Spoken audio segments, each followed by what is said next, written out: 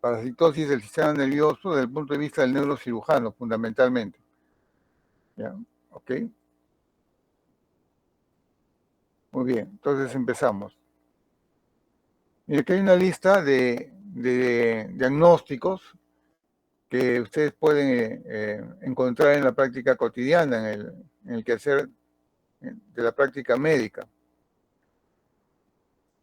Entonces, quiero adelantar algunos conceptos acá. Miren, dice meningitis postraumática con fístula de líquido cefalorraquídeo, meningitis postoperatoria, infección del sistema de derivación, acceso cerebral, empiema subdural, acceso epidural cerebral, osteomielitis craneal, y de ahí casi se repite, ¿no? Porque hay osteomielitis vertebral, o sea, lo que ocurre en el cráneo también puede ocurrir a nivel de la columna vertebral.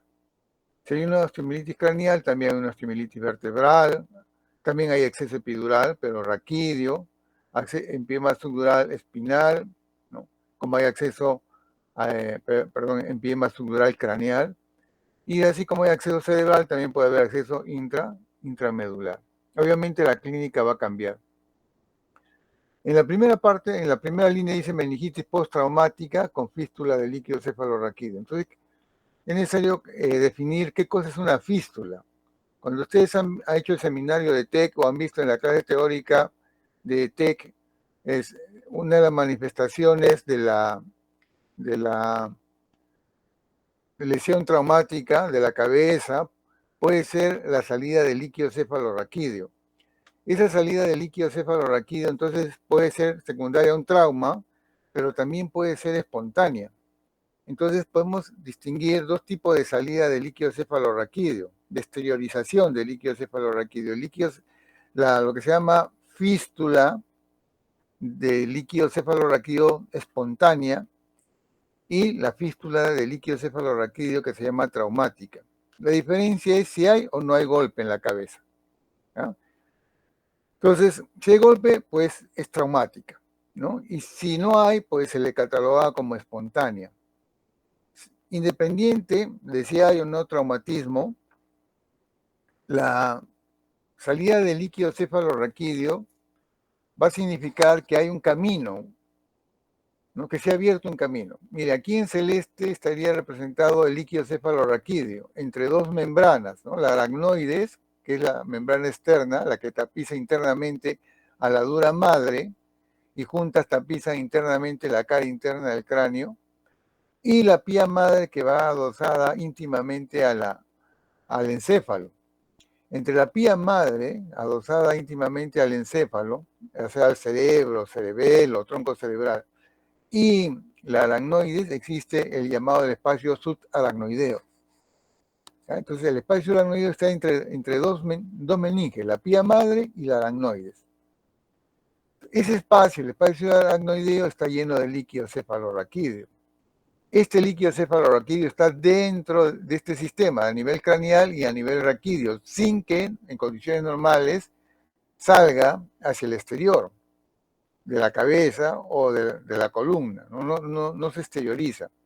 Pero cuando se produce una lesión, ya sea traumática o espontánea, se forma un camino que implica necesariamente una abertura en el cráneo, es decir, una fractura, como dice acá, ¿no? Fractura del cráneo. Pero esta fractura de cráneo, para que haya líquido cefalorraquídeo, tiene que acompañarse de una laceración, así se describe, de la dura madre, que es la membrana que tapiza la cara interna del hueso directamente, y de la membrana que está inmediatamente debajo de la dura madre, que digamos tapiza la cara interna de la dura madre, que es la aracnoides. Entonces, la fractura de cráneo más la laceración de dura madre y aracnoides permite que el espacio subaracnoideo se comunique a través de estas laceraciones y a través de la fractura hacia el exterior. Entonces, se puede ver, si es el caso de un traumatismo encefalocraniano, la salida de líquido, ya sea por el oído o por la nariz, ¿no? O como digo, también hay situaciones en que eso ocurre espontáneamente. Muy bien, pero ¿cuál es el problema acá? La salida del líquido cefalorraquídeo indica necesariamente que hay una solución de continuidad, un defecto en el cráneo y en las meninges. Esto significa que si ustedes tienen un paciente que tiene un traumatismo encefalocraniano, ¿sí?, y ven salir líquido por el oído o por la nariz, ustedes ya están seguros, tienen que estar seguros o seguras, ¿no?, de que el paciente tiene una fractura de cráneo, ¿ya?, porque por algún lugar tiene que estar saliendo. Pero ¿cuál es el problema fundamental? La pérdida de líquido cefalorraquídeo produce hipotensión endocraniana. Puede producir, dependiendo de la magnitud de la salida de líquido, pero está comunicando el espacio subaracnoideo con el medio ambiente, con el exterior. En condiciones normales no hay un solo microbio dentro de la cavidad craneal o dentro del raquis, ¿ya? Cuando sale el líquido cefalorraquídeo, por ese camino en sentido inverso, los microbios que polulan en el ambiente externo al cuerpo pueden ingresar siguiendo un camino retrógrado hasta el espacio subaracnoideo. Entonces, la salida de líquido cefalorraquídeo implica un camino anómalo por donde sale el líquido, pero también un camino por donde pueden ingresar microbios al espacio subaracnoideo. Esos microbios pueden proliferar, ¿no?, hacerse numerosos, generando una inflamación de las meninges, del aracnoides, de la pía madre. Es decir, generan una meningitis, una itis, o sea, inflamación de las meninges, ¿ya? La pía madre y la aracnoides en conjunto se llaman lectomeninges, ¿no? Y entonces se generaría una lectomeningitis, una inflamación de estas meninges fundamentalmente. ¿Ok? Entonces, ¿cuál es el riesgo de una fístula de líquido cefalorraquídeo, ya sea traumática o espontánea? ¿Cuál es el riesgo? Es el desarrollo de una meningitis, ¿ya? Ese sería el diagnóstico de un paciente que empieza a hacer fiebre, que quizás convulsiona o que presenta, como es una inflamación de las meninges, presenta signos de irritación meningia. Es un TEC o un paciente que sin TEC, que está perdiendo líquido cefalorraquídeo y que empieza con fiebre, dolor de cabeza, rigidez nucal, etcétera. Entonces ustedes pueden plantear, ¿no?, el diagnóstico de meningitis, ¿ya?, asociada a esta pérdida normal del líquido cefalorraquídeo. Un caso de fístula espontánea, por ejemplo, ¿cuándo se ve? En los pacientes que tienen lo que se llama la silla turca vacía. No sé si les he mencionado hablar de tumores o de hipófisis, ¿no? La hipófisis está en el espacio que se llama silla turca. A veces, ¿no?, la aracnoides entra a la silla turca, aplasta la hipófisis y la silla se ve como vacía, como si estuviese llena de líquido nada más. Pero esa presión finalmente se abre un camino en el hueso y por ahí puede salir líquido cefalorraquídeo, ¿no? Es una complicación ya de lo que se llama silla turca vacía, ¿ya? Ahí no hay golpe, eso sería una fístula espontánea. También en esos pacientes puede haber meningitis, ¿no? Y muchas veces son meningitis a repetición, como no siempre la fístula se hace evidente. Es evidente, por ejemplo, un paciente que tiene traumatismo encefalocraniano y uno ve líquido que sale por la nariz o sale por el oído. Pero otras veces la pérdida de líquido es muy discreta, no se hace evidente. El paciente no lo nota ni nosotros lo notamos, pero puede ser una persona que sufre una meningitis, después de unos meses otra meningitis, ¿ya? Entonces esa sería la explicación. ¿Por qué una persona tiene una, dos, tres meningitis, ¿no? Meningitis a repetición. Sería debido a la presencia de una fístula de líquido cefalorraquídeo no detectada. ¿Ok? Entonces el riesgo de toda fístula de líquido es entonces la meningitis, ¿ya? Entonces eso es lo que se quiere señalar acá, en esta denominación, en esta primera línea, meningitis postraumática con fístula de líquido cefalorraquídeo. Puede ser postraumática como espontánea. Obviamente un paciente que se opera ¿no? Y se hace una craniotomía, es decir, se abre el cráneo, se abre la dura madre y se llega hacia el cerebro, puede también sufrir meningitis, porque el cerebro, las meninges han sido expuestas al medio ambiente durante una cirugía, ¿no? Entonces el neurocirujano opera, abre un cráneo y abre la dura madre, la aracnoide, llega al cerebro y después hace el cierre, ¿no? Saca el tumor o clipa el aneurisma, y ese paciente también puede ser una meningitis, pero ya sería traumática, ¿no? O, perdón, ya no sería traumática, sino sería postoperatoria, una meningitis producto de la cirugía, una complicación de la cirugía, ¿no? ¿Ok? Entonces, tenemos otra situación, dice infección del sistema de derivación del líquido cefalorraquídeo. Es una complicación de la cirugía también. Ustedes han visto, paciente que tiene hidrocefalia, tratamiento, colocación de un sistema de derivación ventrículo peritoneal. Un sistema de derivación de líquido cefalorraquídeo. Ya que el líquido no se puede eliminar de forma natural, se le coloca un sistema de derivación. La presencia de ese sistema puede generar una infección. Ahora, aquí dice acceso cerebral. Recuerden que la infección puede estar por encima de la dura madre, por debajo de la dura madre, puede estar en el espacio subaracnoideo, puede estar en los ventrículos, puede estar en el parénquima cerebral, pero también puede estar en la médula espinal. Entonces, la localización de la infección va a determinar mucho el cuadro clínico.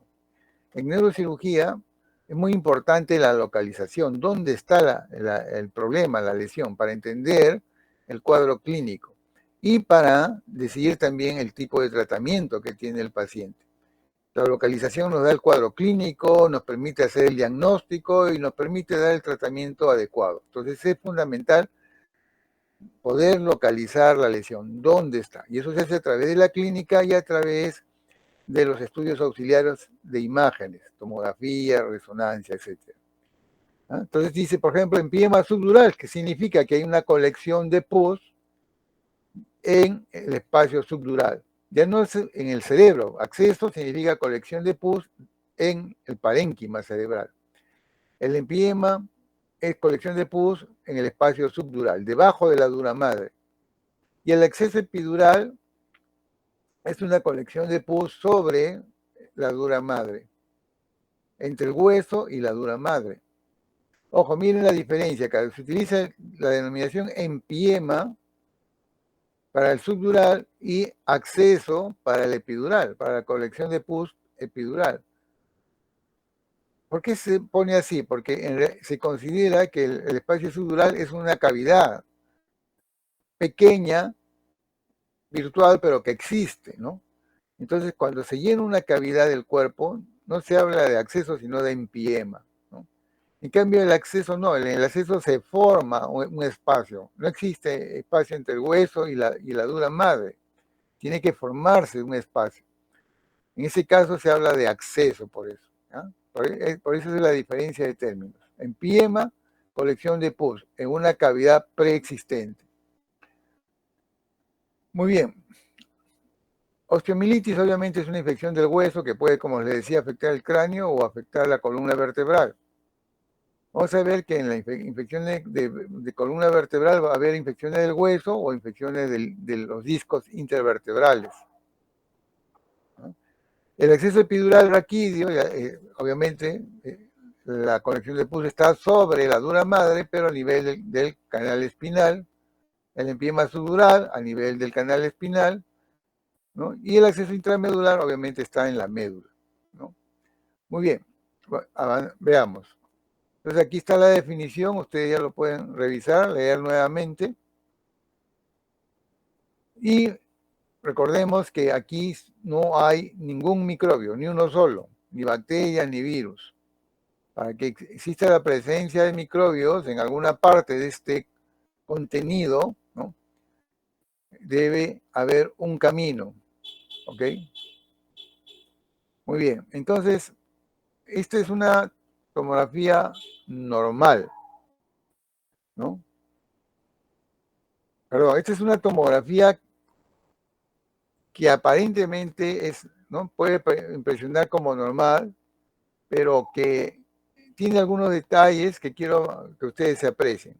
Miren, aquí esta zona hiperdensa, ¿no?, llama la atención. ¿Ah? Sobre el hueso, la parte hiperdensa es el hueso, inmediatamente por encima hay una hiperdensidad. Y acá también. Entonces, la sangre en una tomografía que muestra un sangrado reciente, la sangre se muestra hiperdensa, es decir, blanca, entre comillas. Pero además, justo con esta hiperdensidad se ve aquí aire. Esto negro, hipodenso, es aire. Pero aparte de eso, miren, si ustedes notan, acá hay unos circulitos, ¿no? Para todo el grupo. Para mi grupo les he enseñado cómo se ve ¿no?, el aire dentro en una tomografía. Aquí, miren, lo que rodea la cabeza es aire, es oscuro, ¿no?, negro. A eso se le describe como hipodenso en relación con el cerebro mismo. Es más oscuro que el cerebro, se dice que es hipodenso. El aire es hipodenso. Pero dentro de esta imagen tomográfica se ve unas formaciones redondas. Si ven acá, aquí, por acá, ¿no? Entonces, de la misma densidad que el aire. O dicho de otra manera, aquí también, ¿ven? Aquí también es aire, ¿no? Entonces son burbujas de aire. ¿Qué significa? Significa que se ha abierto el cráneo. O sea, significa de que el aire ha ingresado por algún lugar, porque normalmente dentro de la cavidad craneal no hay aire. ¿Ya? El líquido cefalorraquídeo representado acá también se ve hipodenso, pero el aire es más hipodenso, más negro, digamos. Acá, por ejemplo, este es aire. ¿Se ve? En cambio, por acá ya parece el líquido cefalorraquídeo, no es tan oscuro como el aire. Entonces, podemos decir que estas burbujas significan que hay un camino. Se cumple el principio de tarro de leche, como dicen los colegas en el hospital, ¿no? Ustedes han visto, para que si ustedes hacen un agujero, en un tarro de leche, no va a salir. Tienen que hacer dos agujeros. Por un lado entra el aire y por otro lado sale el líquido, la leche. ¿Sí? Muy bien, acá también. Está saliendo líquido y está siendo reemplazado por aire. Está abandonando la cavidad craneal y está exteriorizándose el líquido. Entonces este paciente tranquilamente es un paciente, como vemos sangre fresca acá, es un traumatismo encefalocraniano con presencia de aire. Esta es una imagen de neumoencéfalo. Ustedes no necesitan ver la fractura, ¿no?, para saber que este paciente tiene una fractura en el cráneo, porque ya le dije, por algún lugar debe haber un camino que permite que el aire que rodea la cabeza ingrese a la cavidad craneal. Ahí entra aire y sale líquido. Entonces este paciente debe tener necesariamente una fístula, una pérdida de líquido cefalorraquídeo, aunque ustedes no lo vean. ¿Sí? El paciente no pierde el líquido por la nariz, no pierde el líquido por el oído, pero el paciente está perdiendo líquido. Y si está perdiendo líquido, ¿cuál es el riesgo entonces? El riesgo es que haga una meningitis. ¿Ya? Entonces, paciente con TEC, ¿ok?, que tiene una imagen que evidencia presencia de aire, es decir, que presenta neumoencéfalo, ¿no?, presencia de aire dentro de la cavidad craneal, está en riesgo de hacer también una meningitis, ¿ya?, aunque no sea evidente la fístula, está perdiendo líquido, ¿ya?, porque normalmente, como digo, no hay aire dentro de la cavidad craneal. La presencia de aire significa que hay un camino, ¿ya? Muy bien, entonces cuando se tiene esta imagen, esto puede ceder espontáneamente, o sea, pierde el líquido un día, 2 días y se cierra el camino, deja de perder líquido, el aire se reabsorbe, desaparece y el paciente evoluciona favorablemente. pero la fístula puede persistir. Puede hacerse evidente o no evidente, pero puede persistir. En ese caso, el paciente está en riesgo siempre permanente, mientras esté presente la fístula, el riesgo de hacer una meningitis. ¿No? Muy bien, no olviden entonces, no hay aire en la cavidad craneal. La presencia de neumoencéfalo significa fractura y laceración de meninges. ¿Ah? Entonces recuerden, el hematoma epidural, perdón, el acceso epidural se forma encima de la dura madre. Es como un hematoma epidural, encima de la dura madre. El empiyema subdural se forma debajo, ¿no es cierto? ¿Ok? Debajo. Muy bien. Y la meningitis ya en el espacio subaracnoideo. Y el acceso dentro del parénquima. ¿Ya? Muy bien. Acá miren, esta es una imagen, un corte coronal, ¿no? Frontal, de una colección de pus que está entre el hueso y la dura madre. Hueso y dura madre. Entonces esto es lo que se llama un hematoma, un acceso epidural, ¿no? La imagen es similar a un hematoma epidural. O sea, hay una colección, en el hematoma epidural, una colección de sangre que despega la dura madre del hueso. Acá lo que se colecciona no es sangre, sino pus. Igual, se despega la dura madre del hueso. ¿Ya? Entonces, además, en esta imagen se ve que una superficie interna, lo que sería la tabla interna del hueso, del cráneo, ¿no? Se presenta como irregular. Hay una caries, el hueso está carcomido, ¿no? Por la infección. O sea, la infección no solamente está en el espacio epidural, sino también ha comprometido el hueso. Esto se puede ver a veces en una tomografía, la calidad del hueso.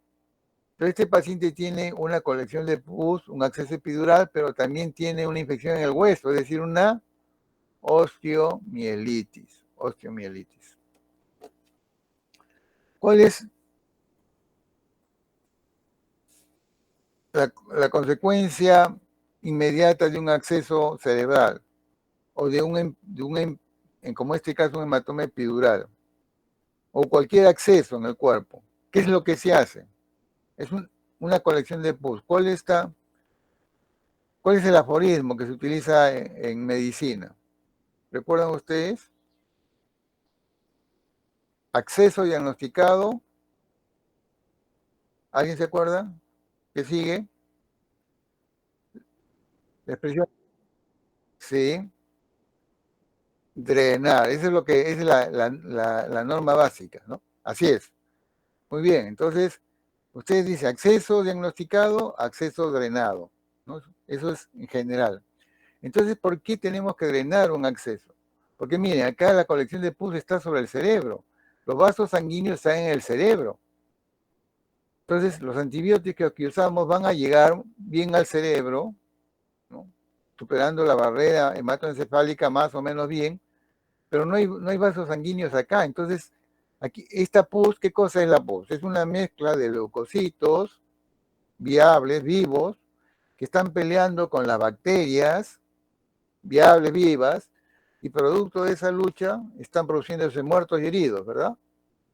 Entonces hay bacterias muertas, leucocitos muertos y restos, o sea, hay proteínas, ¿no? De todo tipo, ¿verdad? Fibra de colágeno, fibra de elastina, etcétera, ¿no? Restos celulares, hay una serie de proteínas acá. Todo esto hace la pus. Bacterias vivas, bacterias muertas, ¿no? Leucocitos vivos, leucocitos muertos, y proteínas, y líquido, ¿ok? Entonces este es un campo de batalla.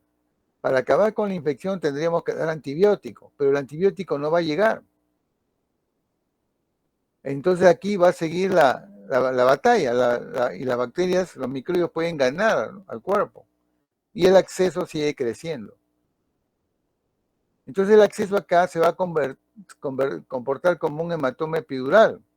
Va a comprimir el cerebro y va a producir una hemiparesia, una disartria, una afasia, etc. ¿Ya? Y va a haber, obviamente, aparte del efecto de masa compresivo sobre el cerebro, va a haber un cuadro infeccioso, ¿verdad? Cefalea, fiebre, ¿no? Escalofríos, etc. O sea, vamos a tener los dos componentes.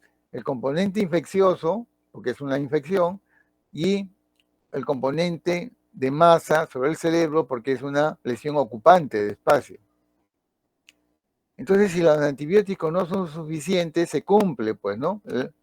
Ese aforismo de medicina: acceso diagnosticado, acceso drenado. Tenemos que drenarlo para reducirlo a su mínima expresión. Y para que ya los antibióticos ejerzan su acción en lo mínimo que puede quedar, ¿no? Entonces, tenemos que aquí eliminar el acceso, pero para eliminar el acceso tenemos que abrir el cráneo. Pero este hueso está enfermo. El hueso se defiende mal de la infección.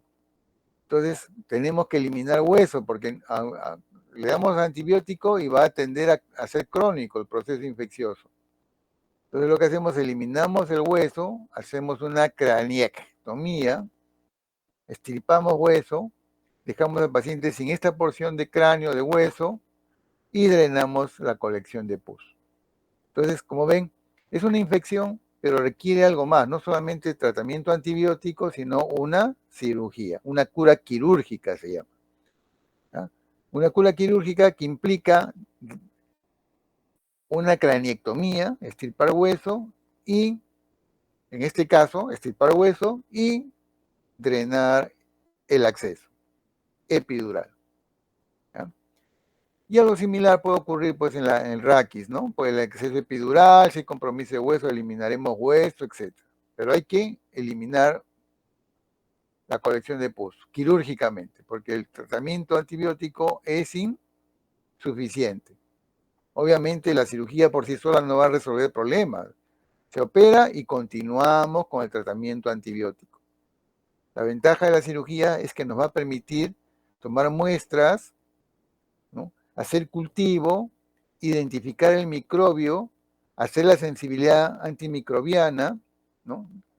Ver a qué antibiótico es sensible este microbio en particular, y dar el tratamiento antibiótico específico para el microbio que está produciendo esta colección de pus.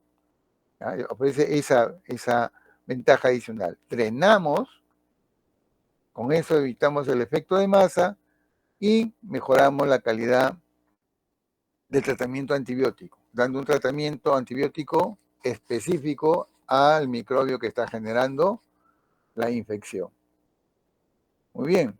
Entonces ustedes hacen diagnóstico de acceso epidural, osteomielitis, entonces hay que pensar en la cirugía, ¿no? Y acá estamos, miren, vamos a hablar de la infección del sistema de derivación ventrículo-peritoneal. Le decía, derivación ventrículo-peritoneal. ¿Por qué le pongo derivación ventrículo-peritoneal? Porque no es la única derivación. No sé si les han mencionado, pero en la hidrocefalia se puede tratar con derivaciones ventrículo-peritoneales, o ventrículo-pleurales, o ventrículo-atriales, o lumbo-peritoneales. O sea, hay una variedad. Pero este es lo que más se utiliza, ¿no? Antes era común escuchar en la televisión, ¿no? Salía un aviso de servicio social, decían, se necesita válvulas tipo Pudens para un niño con hidrocefalia internado en el hospital del niño. Pedían, ¿no?, como donación, que se donara un sistema de derivación ventrículo-peritoneal, ¿no? La derivación ventrículo-peritoneal tiene una válvula que se llama válvula de Pudens, ¿verdad? Y se utiliza para pacientes que tienen hidrocefalia. Muy bien, entonces ese paciente con hidrocefalia es operado, por ejemplo, por esto, por una hidrocefalia, esta es una hidrocefalia severa, ¿no? Hay un ventrículos grandes, es decir, ventriculomegalia, hay edema periventricular, estas zonas oscuras, y hay borramiento de surcos.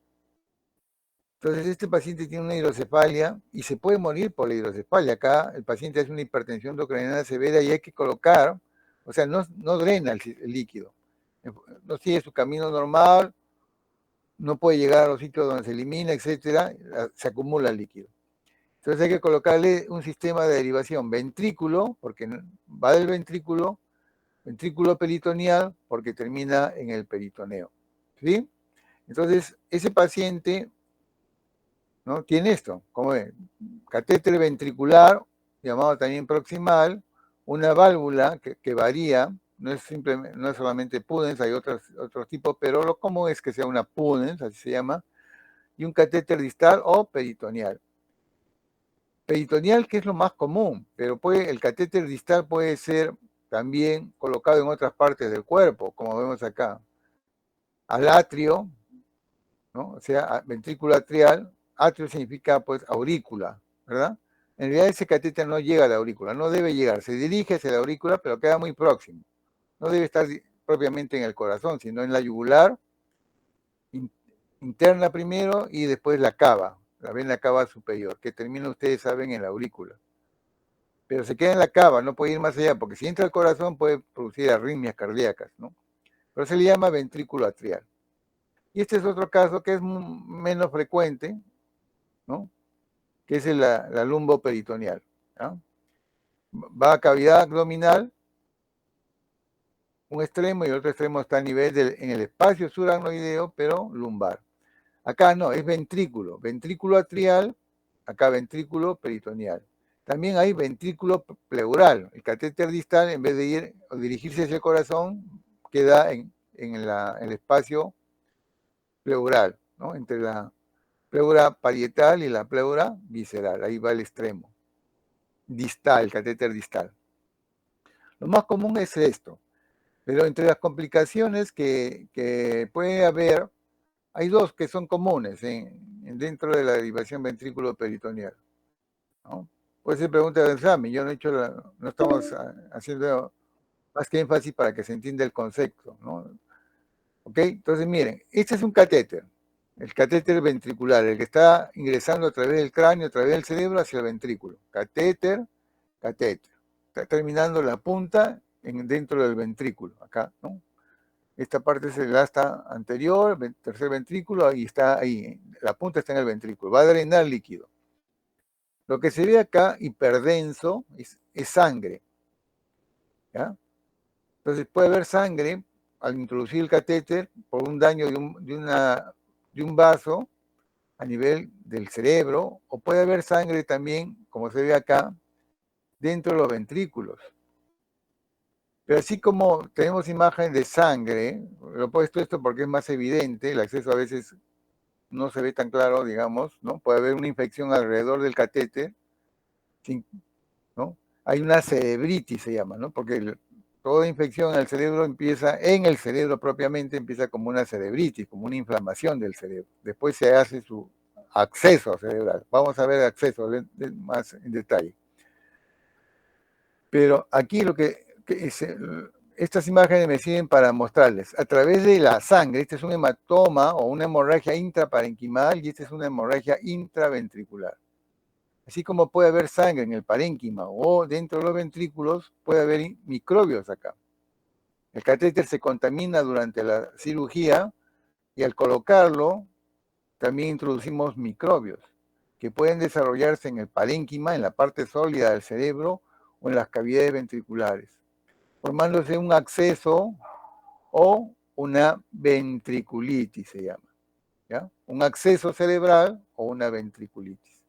De hecho, la complicación más frecuente, presten atención, entonces la complicación más frecuente de una infecciosa, de un sistema de derivación ventrículo peritoneal o de los demás sistemas que van al ventrículo, es la ventriculitis. Una infección, ya no en la meninge, ¿no? Ya no está inflamada la meninges, como veían en el esquema, que estaría acá, ¿no? La infección estaría en la periferia, ¿verdad? Acá la infección, la inflamación afectaría las paredes de los ventrículos cerebrales. Esa pared está tapizada, ¿recuerdan por qué? Por una membrana que se llama epéndimo. Bueno, esa membrana se inflama, una ependimitis sería, ¿no?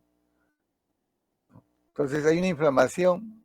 Cuando uno dice ventriculitis significa inflamación de los ventrículos, pero los ventrículos son cavidades, ¿no?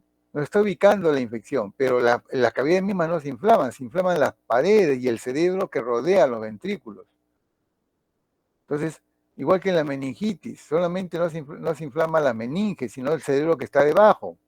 Realmente la meningitis son meningoencefalitis.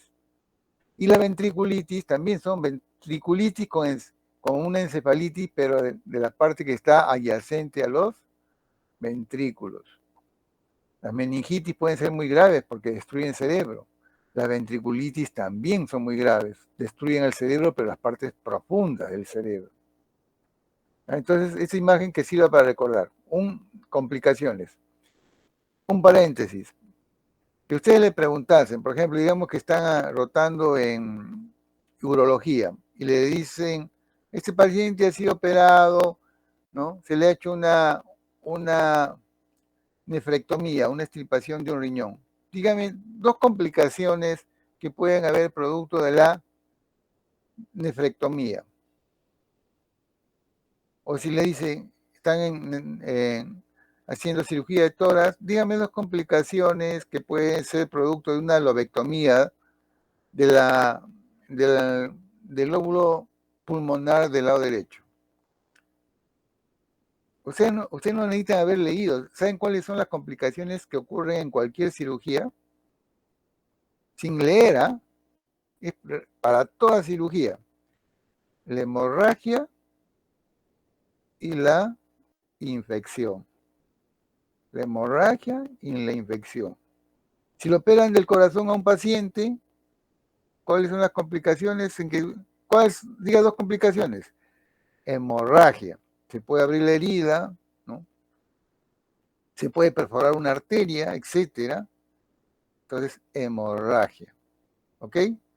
Y como han manipulado ustedes, es posible que entren gérmenes durante la cirugía. Se puede desarrollar infección, ¿no? Infección post-cirugía, infección post-quirúrgica. ¿Ok? Entonces acá esto que sirva para recordar, ¿no? Hemorragia o infección. Hemorragia intraparenquimal o acceso parenquimal. Hemorragia intraventricular o ventriculitis. ¿Sí? Recuerden, hemorragia e infección. Después van a venir otras complicaciones que quizás, no sé, han visto en su clase de hidrocefalia, etcétera, que menciono acá, ¿no?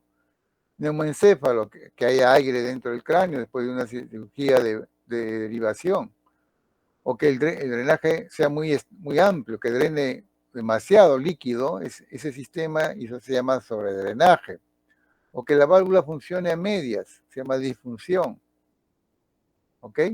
Etcétera, etcétera. Entonces no se olviden, hemorragia e infección son las principales complicaciones de cualquier cirugía. Entonces, y que la derivación ventrículo-peritoneal, la principal complicación infecciosa de una derivación ventrículo-peritoneal es la ventriculitis. La ventriculitis. Entonces, ustedes pueden tener un paciente que ha sido operado, llegan con ustedes, de repente están haciendo su internado en un servicio de medicina, están haciendo su rotación de medicina interna y le llega un paciente con antecedente de haber sido operado 2 semanas antes de hidrocefalia. Le han colocado su sistema de derivación. Y ingresan ustedes lo ven, ingresan al área de trabajo donde están ustedes y el paciente ingresa por un cuadro infeccioso, ¿no? Tiene fiebre, escalofríos, ¿no? Pero le han pedido radiografía de tórax y no hay foco neumónico aparente. Le han pedido examen de orina y no hay infección urinaria. Pero tiene su válvula, entonces su derivación. Entonces, cuidado, puede ser una infección asociada al sistema de derivación ventrículo-peritoneal, sobre todo porque es reciente, ¿no? ¿Ok? Entonces puede estar. ¿Cómo hacen el diagnóstico? ¿Cómo se hace el diagnóstico? ¿Ah? Se hace siguiendo algunos pasos. Como estamos, eso ya lo van a leer ustedes, ¿eh? Como el catéter está en el ventrículo, el líquido que sale por el catéter es el líquido que si es una ventriculitis es un líquido que está infectado. Si ustedes le hacen una punción lumbar, recuerden que de repente ese líquido no tiene microbios, porque la hidrocefalia puede ser una hidrocefalia que no permite que el líquido abandone los ventrículos.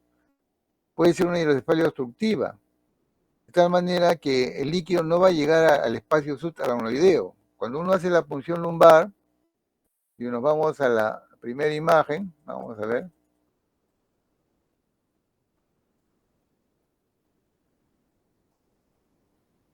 Una de las primeras imágenes. Acá, por ejemplo, miren, el espacio subaracnoideo craneal se continúa con el espacio subaracnoideo raquídeo. Pero si esto está bloqueado, porque hay adherencias, o simplemente porque el líquido de los ventrículos no puede abandonar los ventrículos, y el paciente hace hidrocefalia, y hace una infección dentro de los ventrículos, una infección, ¿no?, intraventricular, una ventriculitis, ¿sí?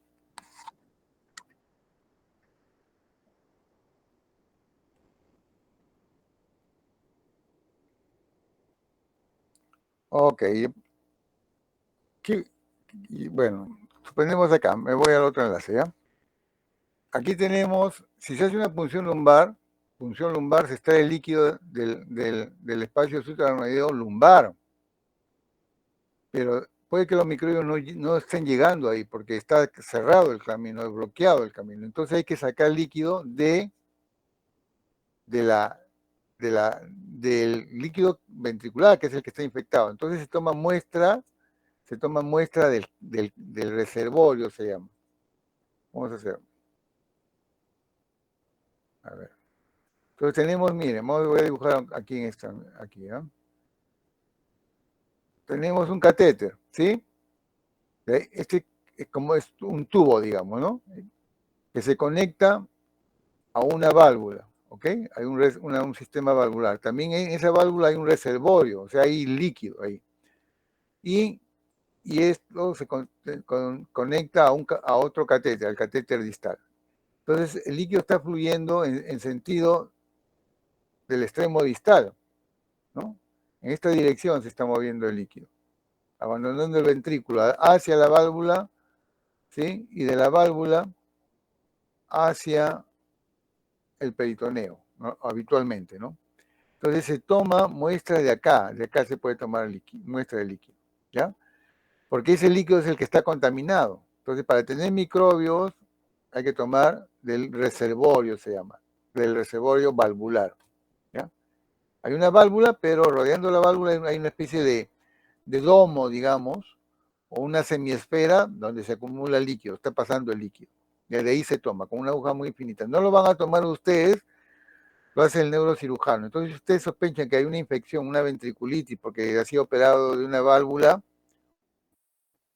entonces hacen la interconsulta para descartar ventriculitis, así pone. Entonces, el residente de neurocirugía va, toma una muestra y va a pedir gran cultivo, ¿no?, y antibiograma. Si se confirma eso, ya ustedes pierden al paciente, digamos. El paciente tiene que ir a sala de operaciones, porque no, igual que el acceso, decimos que persiste a pesar del tratamiento antibiótico, ¿no? Lo que hemos visto es que mientras no se saque el sistema que está contaminado, el sistema de derivación, va a persistir la infección. Puede ceder, pero es menos probable que eso suceda. Lo más probable es que persista la infección. Entonces, si sospechan, entonces, ¿cómo sospechan? Si el camino por donde, ¿no?, en la piel hay flebosis, porque se puede ver, entre comillas, el catéter debajo de la piel, porque es el relieve. Entonces, ustedes ven que hay flebosis, ¿no?, una línea, un cordón rojo, ustedes dicen que hay infección, ¿no? O si el catéter se ha lacerado la piel y se ve el catéter, hay un defecto en la piel, una solución de continuidad, y uno ve el catéter en el tórax, por ejemplo, o en el cuello, o en la cabeza, se ve el catéter, está contaminado, ya está con microbio ya, ¿no? O sea, como digo, el paciente hace fiebre, deterioro neurológico, ¿no? Está con fiebre, deterioro neurológico y tiene una válvula, usted no va a pensar en ese caso en meningitis. Si tiene una válvula, van a pensar en ventriculitis. Ojo que si tiene ventriculitis es posible que no tenga rigidez nucal, porque no es una meningitis. La rigidez nucal se da cuando hay inflamación de meninges. Entonces, han hecho el diagnóstico, ¿no? Sospechan. Se toma la muestra de líquido y sale positivo, ¿sí? Sale positivo, ¿no? Se toma muestra del reservorio, sale positivo el examen, es patológico, compatible con una infección. ¿Qué hay que hacer? Operar al paciente, sacar la DVP, la derivación ventrículo peritoneal. Pero si le sacamos la derivación, el paciente se queda sin nada, va a ser otra vez hidrocefalia. Y si la hidrocefalia es severa, ¿no? El paciente se operó porque tenía una hidrocefalia severa y le quitamos la derivación, hace otra vez hidrocefalia severa y se puede morir. Entonces, para evitar eso, lo que se hace es un drenaje ventricular externo. Es decir, un catéter que entra al ventrículo, pero que no se conecta al abdomen o al tórax, etcétera, sino va hacia el exterior nada más, para que drene. Pero es un sistema limpio ya, sin microbios. Se continúa el tratamiento antibiótico y uno espera que ceda la infección. A través del sistema del drenaje ventricular externo podemos tomar muestras de líquido cefalorraquídeo.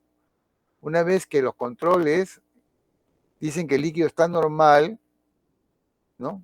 Retiramos el drenaje ventricular externo, lo retiramos y le colocamos un nuevo sistema de derivación ventrículo peritoneal. ¿Ya? Entonces así se trata este proceso. No se olviden, tienen un paciente que tiene hidrocefalia, que tiene una válvula, una derivación ventrículo peritoneal.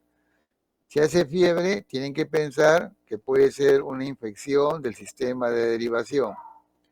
Sobre todo si la cirugía es reciente, pero no necesariamente. Si no es reciente, como digo, puede que se haya lacerado la piel, puede que no, o una infección de cercana haya contaminado el catéter, etc. Ya es una posibilidad, sobre todo cuando no encuentran un foco pulmonar, urinario, etc. ¿De acuerdo?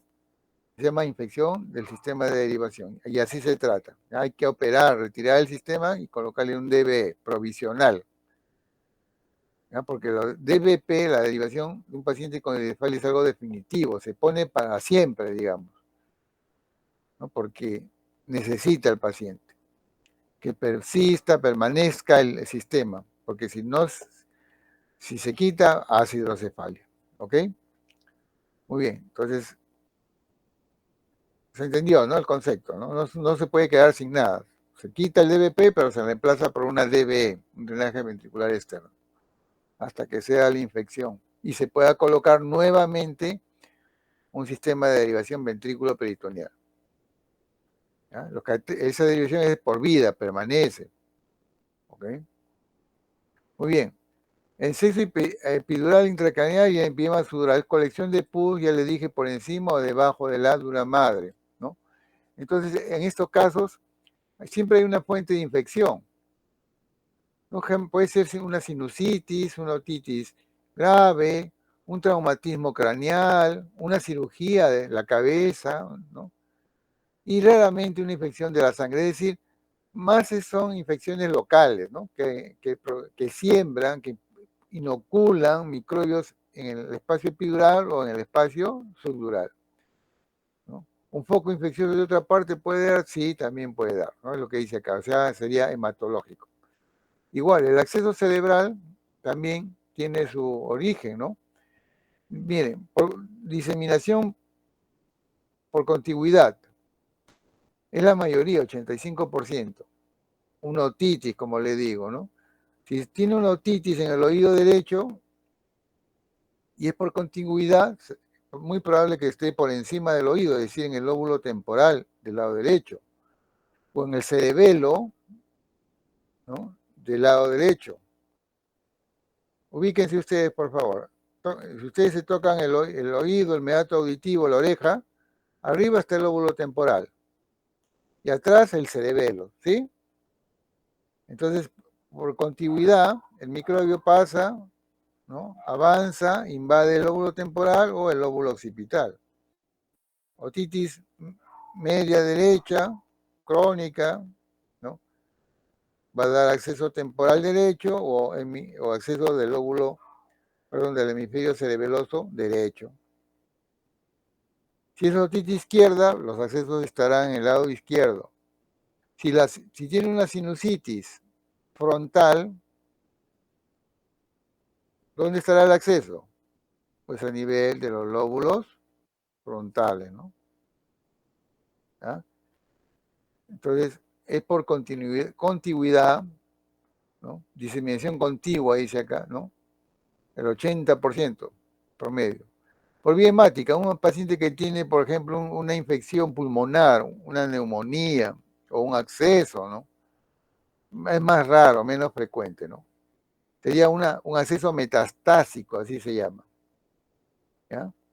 Inoculación directa es, por ejemplo, un paciente que es golpeado con un martillo, pues, ¿no? Por decir. O agredido con un arma blanca, con un cuchillo, que atraviesa el cráneo. Entonces, el cuchillo o el martillo, o la bala también, ¿no? Nadie limpia la bala antes de disparar, ¿verdad? O el martillo antes de golpear. La bala, ¿no? El proyectil de arma de fuego o el martillo están sucios. Entonces, ingresa el martillo, se fractura el cráneo, ingresa el martillo, se lesiona el cerebro, se contamina y desarrolla un acceso. Pero es, miren, 10%, ¿no? Meningitis aguda. La infección está en el espacio subaracnoideo, lo que decíamos al comienzo, una lectomeningitis. Pero no es común, miren, ¿eh? También es 10%.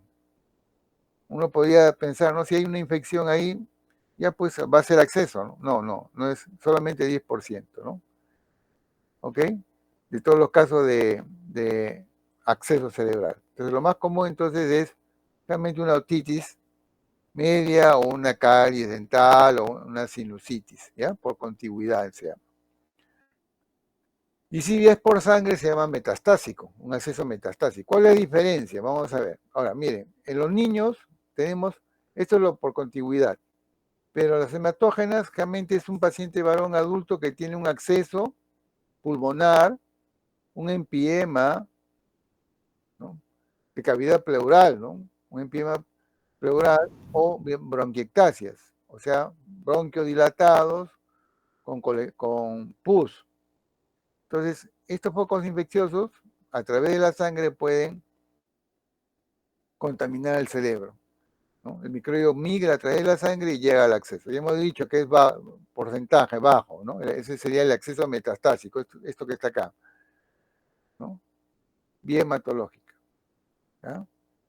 Entonces, en los adultos, pero en los niños se ve que el acceso cerebral está asociado a una cardiopatía con cortocircuito derecha-izquierda, una tetralogía de Fallot. ¿Recuerdan? Hay comunicación interventricular, hipertrofia del ventrículo derecho, cabalgamiento de la aorta, transposición, ¿verdad? Entonces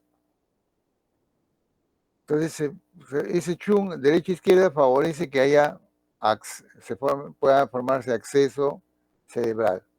¿Ya? Entonces, el acceso cerebral metastásico, el que se hace a través de la sangre, ¿no? El que hay un punto de partida, un foco infeccioso, punto de partida, y de ahí se envían los microbios. Entonces, en el adulto, lo más común es una infección pulmonar, y en los niños, una cardiopatía congénita tipo tetralogía de Fallot, como se menciona acá, ¿no? Muy bien, entonces, ¿cómo distinguimos? ¿Cómo podemos reconocer? ¿No? Acá esto es lo que ya les estoy mencionando, textualmente. Vamos a ver, miren, antes, ¿cuál es la clínica del acceso? Es una colección de pus dentro del cerebro, es una masa, o es algo que ocupa espacio. Un proceso expansivo, se expande, el acceso va aumentando de tamaño. Entonces, como ocupa un lugar, o está en el lóbulo frontal, o en el lóbulo temporal, etcétera, va a haber primero, como efecto de masa, algo que está creciendo, va a haber dolor de cabeza, un cuadro de hipertensión, ¿no? Todo lo que crece dentro del cráneo, un tumor, un hematoma, un acceso, puede dar dolor de cabeza, hipertensión endocraniana.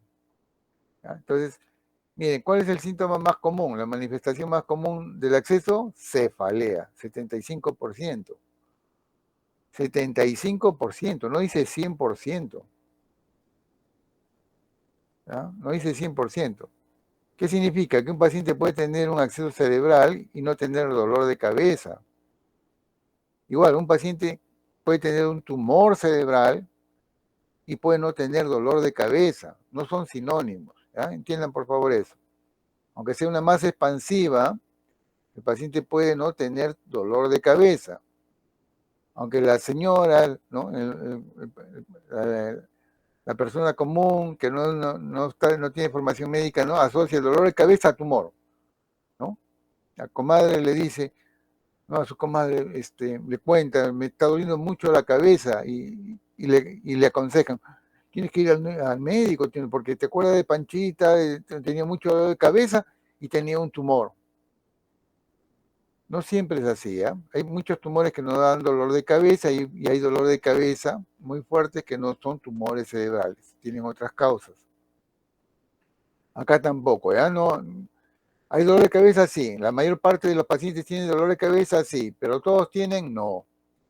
Focalización, todos tienen focalización. Focalización significa que el paciente tiene la lesión en alguna parte del cerebro. Es decir, le da clínica que señala dónde está la lesión. Están focalizando, decimos. Si tiene hemiparesia izquierda, nos está diciendo que está en el lóbulo frontal derecho, ¿no? ¿Ok? Si tiene afasia, nos está diciendo que está en el lóbulo frontal izquierdo, o sea, nos está señalando. Eso se llama focalización. Nos está dando el foco, el lugar. ¿No? ¿Cuántos focalizan? 60%. Pero lo importante acá es que focalizan. ¿No? ¿Qué focalizan? Eso vamos a señalar porque digo que es importante. ¿Qué focalizan? Infección, sí, fiebre, 50%, miren. ¿Qué significa? Que si el paciente tiene dolor de cabeza y focaliza, pero no hace fiebre, ¿eso no es un acceso? No, puede ser un acceso sin fiebre. Sobre todo las personas mayores no hacen fiebre. Los pacientes anérgicos, se dice, los que no tienen una buena respuesta inmunológica. Pueden tener infecciones, procesos infecciosos sin fiebre. ¿Ya? No, ¿ok? La fiebre no es sinónimo de infección, tampoco. Un paciente puede tener una leucemia y hacer fiebre. Y un paciente con infección puede no tener fiebre. Ya solo a la mitad, 50% tiene fiebre. Crisis convulsivas, 40%. ¿Ya? También se presenta, ¿ok? Porque la lesión está en el cerebro, en el parénquima usualmente. Pero si está en el cerebelo, los pacientes que tienen lesión en el cerebro no convulsionan. ¿Ya? Las convulsiones se presentan cuando la lesión está en el cerebro propiamente dicho, en los hemisferios cerebrales. ¿Ok? Y acá miren, dice, signos meningios, cero. ¿Por qué cero? ¿No? Porque la infección no afecta a la meninge, está dentro del parénquima. Está dentro, y porque está dentro del parénquima focaliza. En la meningitis ustedes pueden tener rigidez nucal, pero sin focalización. Esa es la diferencia, ¿ya?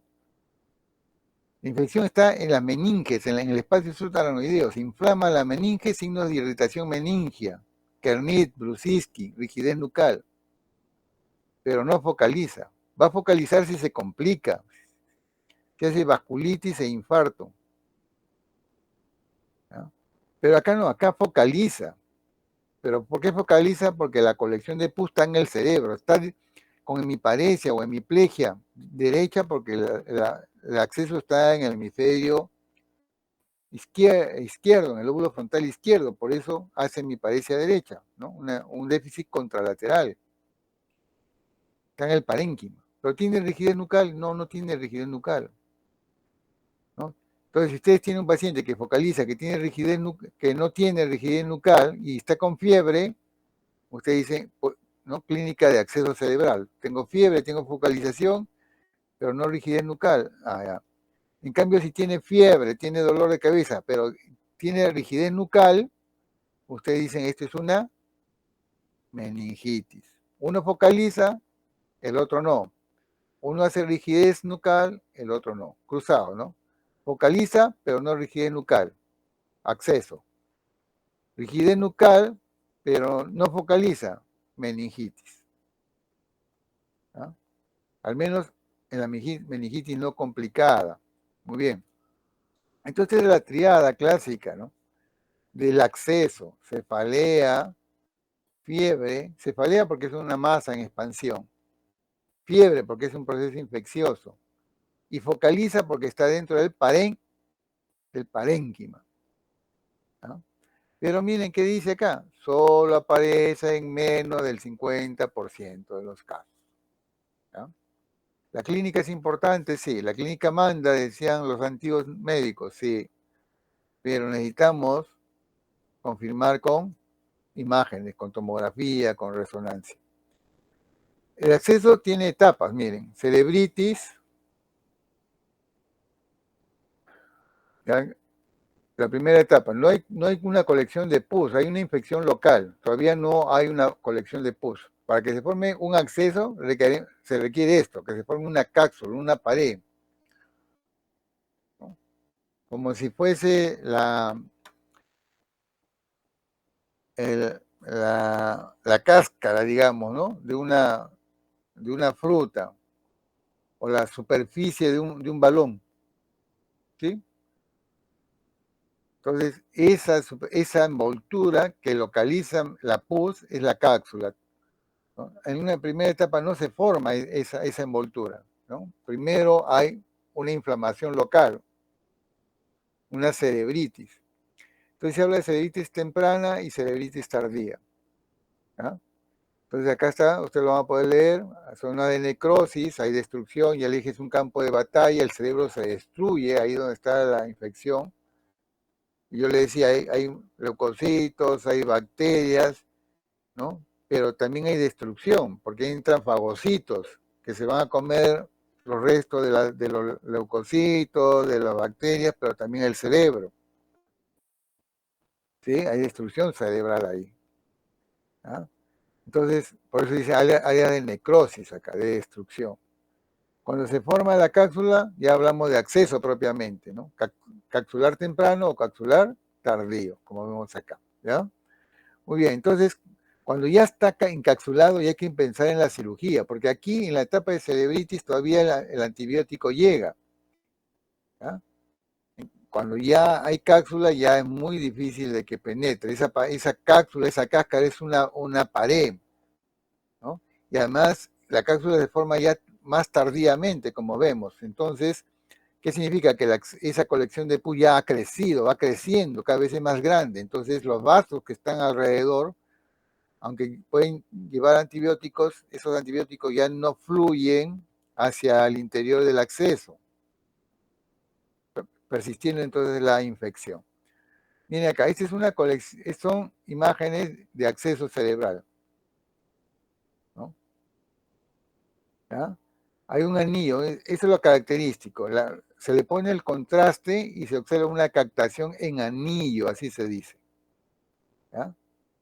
Entonces, esa captación en anillo es típica de los accesos cerebrales. Captación en anillo. Ustedes ven esa imagen, usted dice es un acceso cerebral.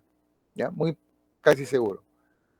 Entonces, captación en anular, captación en anillo, captación del contraste. Hay una zona de edema, lipodensidad alrededor del cerebro, y una zona captadora de contraste en forma de anillo y un centro necrótico. Acá está la pus, ¿no es cierto?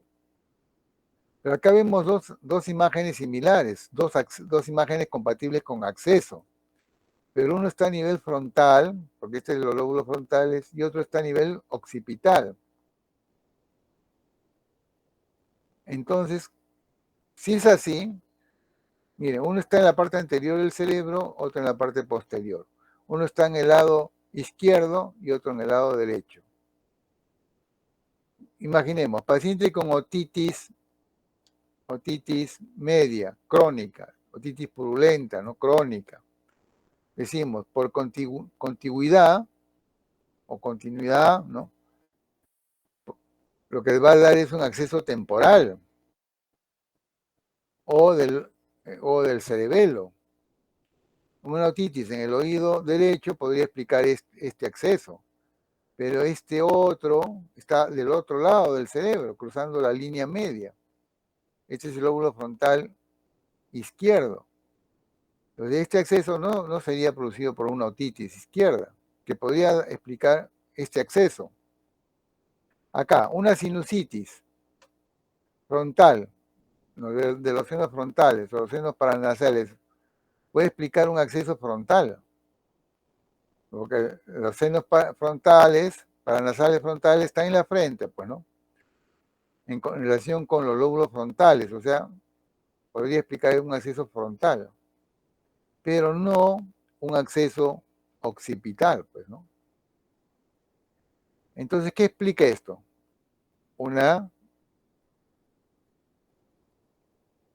contaminación, una siembra por un acceso distante, un foco infeccioso que ha disparado microbios a través de la sangre y han llegado al cerebro. Por eso son así, dispares, ¿no? Uno es anterior y izquierdo y el otro es posterior y derecho. Entonces, vemos más de uno, ¿no? El acceso por contigüidad es solamente uno, pero los accesos metastásicos son más de uno, ¿no? Obvio, ¿no? Más de uno y así pueden presentarse un poco al azar, sin relación con las estructuras, ni que hayan focos, ¿no? En estructuras vecinas. No hay sinusitis, no hay otitis. ¿De acuerdo? Podría ser el caso, por ejemplo, de un paciente varón de edad que sufre de bronquiectasias, ¿no? Que están infectadas. Entonces ya hemos dicho, ¿no? Primer foco de partida para un acceso metastásico son las infecciones pulmonares. Puede tener un acceso pulmonar, un empiema pulmonar, una bronquiectasis infectada. Podría ser este el caso, ¿no? ¿Ya? Muy bien, entonces, cerebritis, todavía no hay cápsula, la lesión es pequeña, se trata con antibióticos, no requiere cirugía. Si el acceso es menor de 2 centímetros, tampoco requiere cirugía, porque todavía el antibiótico puede llegar, es pequeño el acceso. Pero cuando ya es mayor de 2 centímetros y es profundo, ya no llega el antibiótico. En ese caso, si es mayor de 2 centímetros, pero es profundo, se utiliza una cirugía que se llama estereotáxica. Si en cambio el acceso es mayor de 2 centímetros, pero es no profundo, es superficial, está inmediatamente debajo del hueso, podemos operar haciendo una craniotomía, ¿no? Abrimos el cráneo y vemos el acceso, llegamos al acceso fácilmente. ¿Qué es la cirugía estereotáxica? Es esto de acá, ¿ya? Entonces ahí, si el acceso superficial está inmediatamente por debajo del cráneo, abrimos el cráneo, craniotomía, y drenamos el acceso. Ya hemos dicho, acceso diagnosticado, acceso drenado. Tiene más de 2 centímetros, requiere cirugía. ¿Qué cirugía hacemos? ¿Está en la superficie? Sí, entonces abrimos el cráneo, ¿no? Abrimos la dura madre y evacuamos el acceso que está ahí en la superficie, o muy cerca. Pero si se trata de un acceso que está profundo, y profundo significa en el centro, digamos, de los hemisferios cerebrales, entonces ahí, si nosotros atravesamos todo el cerebro, vamos a hacer más daño que beneficio, porque para llegar al acceso tendríamos que atravesar, como es profundo, mucho cerebro. Entonces, hacemos esto, utilizamos una aguja de aspiración que entra, no es fina, y atraviesa el cerebro hasta donde está el acceso. Este tiene un extremo, una punta, que va a ser localizada exactamente en el acceso. ¿Cómo lo hacemos? Acá el paciente se le coloca un cabezal, se llama, y esto va al tomógrafo. El paciente va al tomógrafo con su cabezal. La imagen va a tener entonces la tomografía de la cabeza del paciente más el cabezal. El cabezal sirve de reparo, tiene unos puntos de referencia. Entonces, en base a esos puntos, con ayuda de una computadora, vamos a localizar la lesión, vamos a decir al experto que manipula la computadora, le vamos a decir, queremos llegar a este sitio. De aquí quiero tomar una muestra. Es una lesión profunda aquí, ¿no? Entonces, en base a ese el lugar que le hemos señalado, calcula, ¿no? Distancias. Entonces se arma este aparato. Hay un eje vertical, un eje horizontal y uno de profundidad, un antero-posterior, digamos, en este plano, ¿no? ¿Okay? Un eje X, un eje Y y un eje Z. Nos dan los tres valores y nosotros armamos. Por eso tiene estos números, como ven acá, ¿no? Entonces, en el eje de las Y, ¿no? Más 2, dice, por ejemplo, ¿no? Más 2 significa buscamos el 0 por encima de 0. En el eje de las X, menos 7. Entonces, vamos de 0 menos 7. ¿No? Ponemos el otro eje. Y en la profundidad, ¿no? En el eje de la Z, más 3, ya, listo, más 3. Entonces armamos todo esto, ¿no? Todo lo vamos armando, un eje, otro eje y el tercer eje. De esa manera que nos queda ubicado el sitio, ¿no? A través de esto, en base a la tomografía. Introducimos la aguja y la punta va a quedar exactamente en el sitio que le hemos señalado. De ahí aspiramos y drenamos el acceso. Lo mismo se utiliza para hacer lo que se llama una biopsia estereotáxica. ¿Ya? Cuando la lesión es profunda, ¿no? No queremos hacer una gran cirugía abriendo todo el cráneo, hacemos una biopsia estereotáxica. ¿Ya? Entonces, cirugía estereotáxica, entonces, para accesos mayores de 2 centímetros, profundos. Cirugía abierta, craniotomía, es decir, accesos mayores de 2 centímetros superficiales. ¿Ya? Bueno, tratamiento antibiótico, lo pueden leer, tratamiento antibiótico, complicaciones de un acceso. Si se abre los ventrículos puede ser mortal, ¿ya? Porque la infección, la ventriculitis es grave, es una enfermedad grave, destruye mucho cerebro.